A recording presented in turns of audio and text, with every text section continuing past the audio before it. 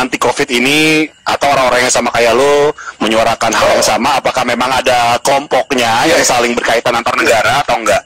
Oke. Gini Far ya. Ketika peran mainstream media ini sangat vital di sini. Contoh kasusnya di Amerika. Ya. Ketika orang-orang Amerika itu ada yang mencoba untuk tidak mau terlalu tergiring oleh narasi tunggal dari WHO, mereka akan disudutkan dengan stigma mereka tuh pro Trump. Oke. Ya kan kita tahu pro Trump itu kan redneck, kampungan, orang bule-bule yang suka nonton gulat-gulat nggak jelas itu. Iya kan? Terus. Iya. Kalau di Indonesia ketika kamu mencoba mencari sumber informasi lain dan kamu punya opini alternatif, opini yang tidak sesuai dengan narasi itu dari WHO, kan dengan stigma jika kamu itu jika kamu penganut sebuah agama yang radikal. Saya nggak bilang nama agamanya ya, bisa Hindu, bisa Buddha, bisa apapun itu gitu. Tapi stigma dibawa ke sana. Dan narasi dari semua artikel-artikel yang menyerang orang-orang yang percaya konspirasi itu punya tone atau punya nada yang sama, selalu menyerang orang-orang yang suka konspirasi itu selalu dituduh, 1, kurang berpendidikan, 2, miskin, 3, kriminal, 4, gangguan mental gitu loh. Itu tone-nya sama, meskipun yang nulis itu orangnya beda-beda, dengan bahasa yang berbeda-beda, tapi tone-nya sama. Jadi dari sana kita bisa menilai kan, jika kita lihat ini tone-nya sama semua, berarti ini ada satu narasi yang sama, cuman dielaborasikan. Ngelek, video lo ngelek. Tapi suaranya kayak masih aman. Oke, udah aman.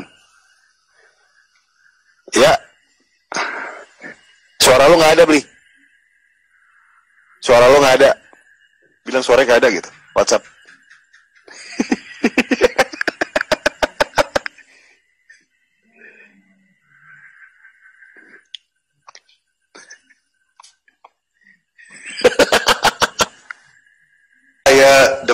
Dia nyuruh saya debat.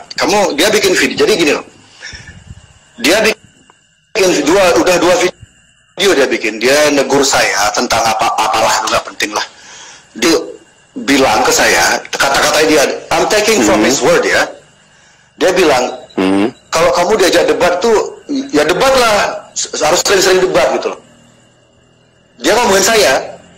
Ketika saya DM nggak dibalas sama dia, saya mention saya bikinin dia feed di feed Instagram saya sebutin nama dia, ada 7.000 orang yang mention namanya dia. Nggak mungkin dia nggak tahu. Saya ajak dia debat, diskusi sih sebenarnya, ngajak dia diskusi seperti kita ini. Dan dia nggak mau merespon. Jadi dia tuh, logikanya dia di mana? Dia nyuruh saya debat, dia menyarankan saya untuk sering-sering debat. Untuk melayani debat, dia bikin 2 video dengan wajah saya. Dia memakai wajah saya di 2 video YouTube-nya tanpa persetujuan saya. Untung fotonya keren sih. Kalau fotonya jelas, saya mungkin beda kasusnya. Jadi dia pakai wajah saya di videonya dia, tanpa persetujuan saya, ngomongin saya, menganjurkan saya untuk menyarankan saya untuk sering-sering debat.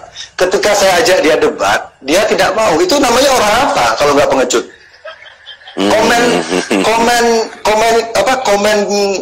Kolom komentar di YouTube-nya dia matikan.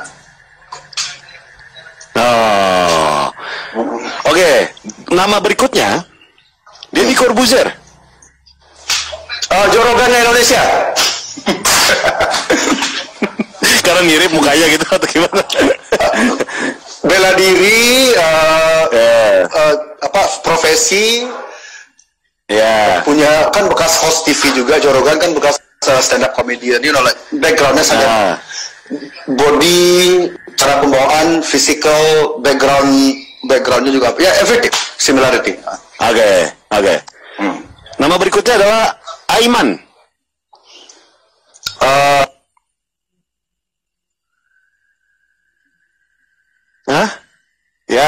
mati lagi.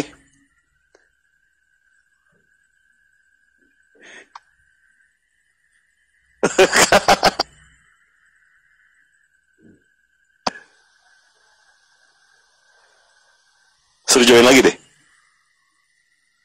Ya, mati lagi. Hilang mulu. Wah, ya tinggal nunggu jering.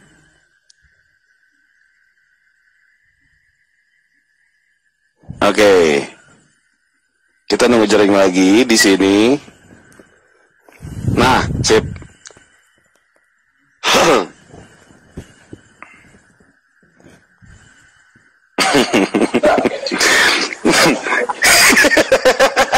Woi, udah.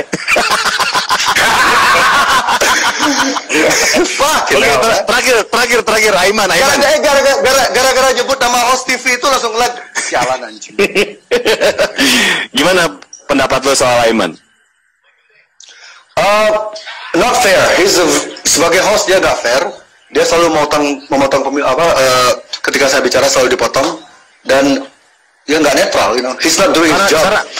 Karena durasi mungkin. Karena durasi mungkin. Still sebagai host, dia kan di posisinya dia host.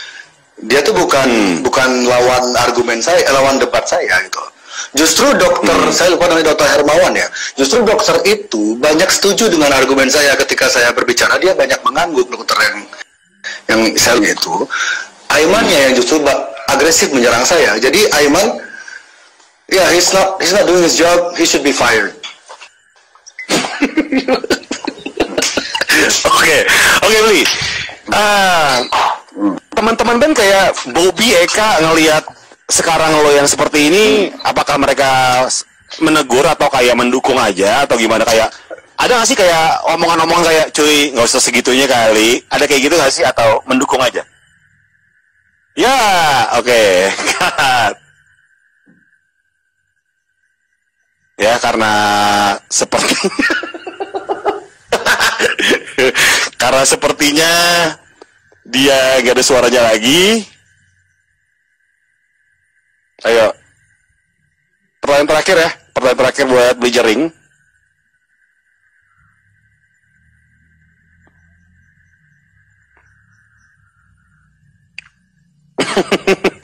Kita menunggu Jering Ari Astina.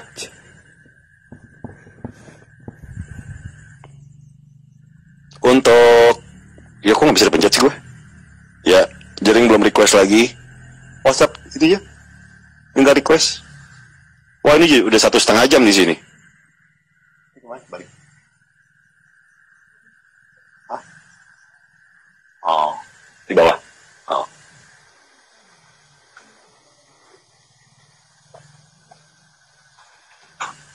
Coba Jering udah, oke.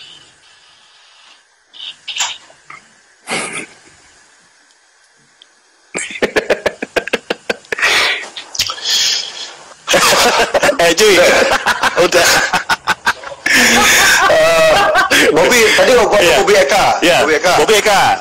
Ya, mereka mengikuti dan mereka setuju, cuman mereka tidak berani terlalu jauh karena kan tiap orang punya prioritas beda-beda kan.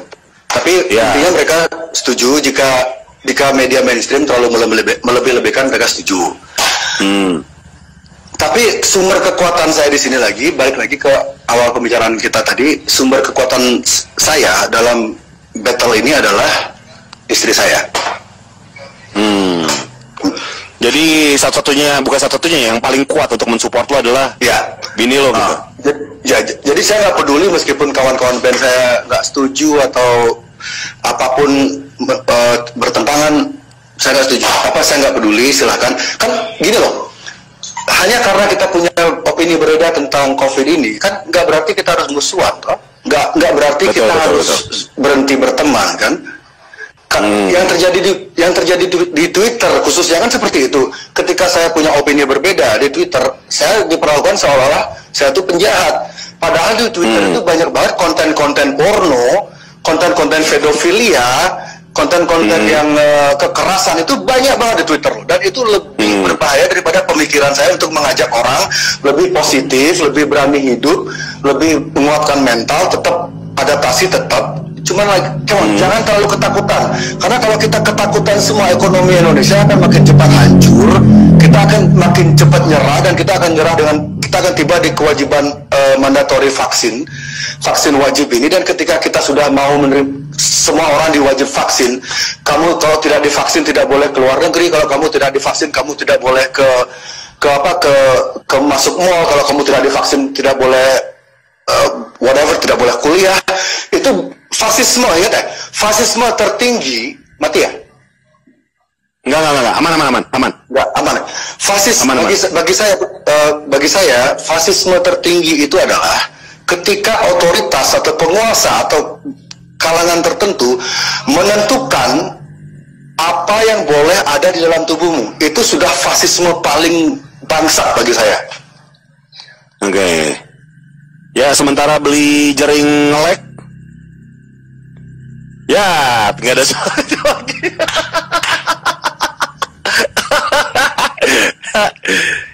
Ya, oke.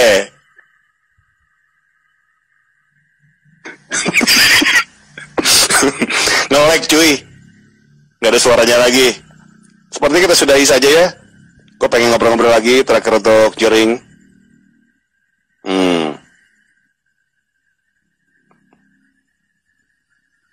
Coba kita locket dulu. Belum di accept. Belum di accept, belum di request. Kok nggak bisa di... Oh, ada Dani Cagur. Beli tower dong, beli.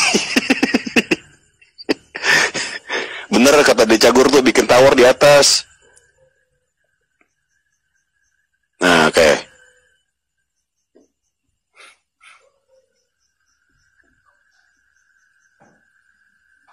Dani Cagur nyuruh saya beli tower. Lu bangun tower di atas. Aduh, sementara di Inggris tower-tower 5G itu udah dibakarin semua sama aktivis di sana. Oh, enggak. Oke, nih terakhir deh buat teman-teman di sini, apa yang pengen lu sampaikan sih? Apakah kita ngambil konklusi bahwa sebenarnya COVID itu udah ada kan? Seperti yang lu udah obrolin sama Tirta kan? Betul. Jadi yang bisa sampaikan terakhir ya, oke. Carilah informasi semua sumber yang ada. Jangan percaya terhadap narasi tunggal organisasi apapun itu. Jangan 100% menelan mentah-mentah narasi dari mereka. Kita harus cari informasi dari semua sisi. Jangan pakai mesin pencari yang sering kita gunakan. Pakai mesin pencari yang lain, karena zaman sekarang di era ini kita sudah tiba di era AI, di mana algoritma itu sudah diatur sedemikian rupa untuk mendukung sebuah agenda. Jadi jangan percaya 100% apa yang saya bilang.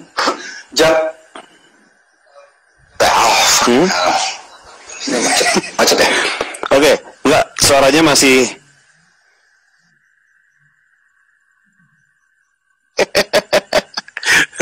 Oke, terakhir Jering itu bilang jangan 100% percaya sama yang Jering bilang, oke ya. Dari situ, yang media bilang dan Jering bilang juga.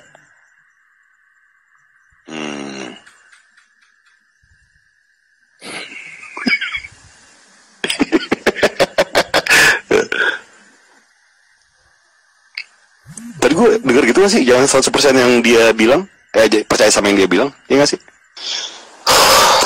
Beli.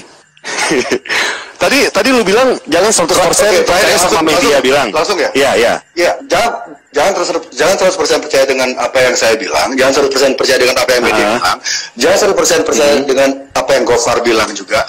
Lakukan research Anda sendiri, gunakan mesin pencari selain yang biasa Anda gunakan. Carilah informasi, kan ini ada beberapa nama vital yang terlibat di sini ya. Yang terlibat di scam ini. Cari background mereka tuh sebenarnya tuh mereka tuh siapa? Mereka tuh latar belakangnya apa? Rekam jejaknya Tedros tuh apa? Rekam jejaknya Fauci tuh apa? Rekam jejaknya Bill Gates tuh apa?